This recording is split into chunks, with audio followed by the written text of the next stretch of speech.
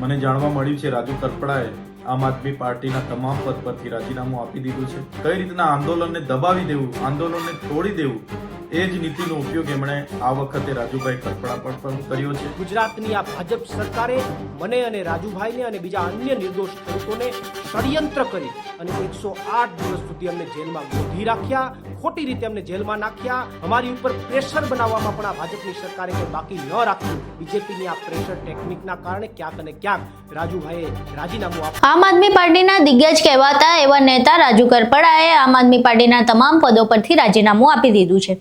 Social media પર એક post દ્વારા તેમણે આ જાહેરાત કરી છે, જેમાં તેમણે લખ્યું છે કે હું અંગત કારણોસર પાર્ટીના તમામ પદ પરથી રાજીનામું આપું છું। જો કે આ પોસ્ટ સિવાય રાજુ કરપડાની કોઈ પ્રતિક્રિયા સામે આવી નથી, પરંતુ છેલ્લા ઘણા સમયથી કડદા આંદોલનના કારણે તેમણે 100 થી વધુ દિવસ જેલમાં હતા અને બાદમાં તેમની જામીન થઈ। જેલમાંથી બહાર આવ્યા બાદ થોડાક જ દિવસોમાં તેમણે આ પગલું ભર્યું છે, જેના કારણે ગુજરાતનું રાજકારણ ગરમાયું છે।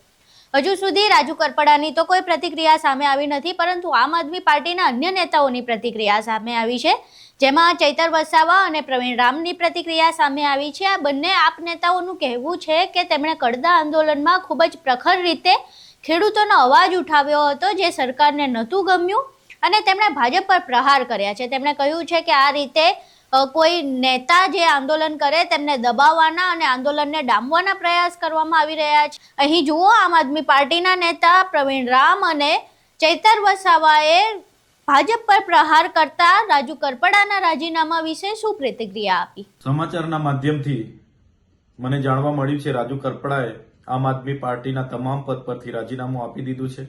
ત્યારે મેં એમને સંપર્ક કરવાનો પ્રયાસ કર્યો, પણ એમની સાથે સંપર્ક થયો નથી। હું જ્યાં સુધી રાજુભાઈને ઓળખું છું ત્યાં સુધી એ ખેડૂતોના મજબૂત નેતા છે। આમ આદમી પાર્ટીમાં રહીને ખેડૂતોના ન્યાય માટે અનેક લડતો એમણે લડી છે। એમાંની એક લડત બોટાદ કડદા પ્રથા નાબૂદ કરવા માટે એમણે હળદરમાં આંદોલન કર્યું। એ દરમિયાન એમને 100 દિવસથી પણ વધારે જેલમાં પણ રહેવું પડ્યું।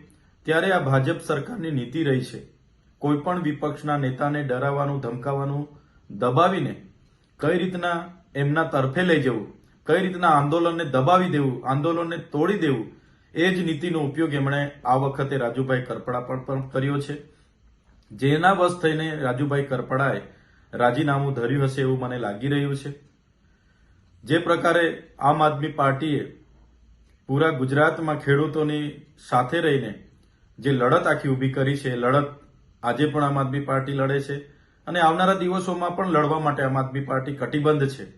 ગુજરાતની જનતા માટે હર હંમેશ આમ આદમી પાર્ટીના કાર્યકર તરીકે અમે સૌ ગુજરાતની જનતાના ન્યાય માટે હર હંમેશ લડતા રહીશું। નમસ્કાર મિત્રો, જય જવાન જય કિસાન। તાજેતરમાં રાજુભાઈ કરપડાના રાજીનામાના સમાચાર સાંભળીને હું વ્યક્તિગત રીતે ખૂબ દુઃખી છું, કારણ કે હળદર મુકામે મેં અને રાજુભાઈ બંનેએ ગુજરાતના ખેડૂતો માટે એક મજબૂત લડાઈ લડી, ગુજરાતના ખેડૂતો માટે એક મજબૂત અવાજ ઉઠાવવાનો અમે બંનેએ પ્રયત્ન કર્યો અને ત્યારબાદ આ ગુજરાતના ખેડૂતોની લડાઈને તોડી નાખવા માટે, ગુજરાતના ખેડૂતોની આ ક્રાંતિને પૂરી કરી દેવા માટે ગુજરાતની આ ભાજપ સરકારે મને અને રાજુભાઈને અને બીજા અન્ય નિર્દોષ ખેડૂતોને ષડયંત્ર કરી અને 108 દિવસ સુધી અમને જેલમાં ગોંધી રાખ્યા, ખોટી રીતે અમને જેલમાં નાખ્યા।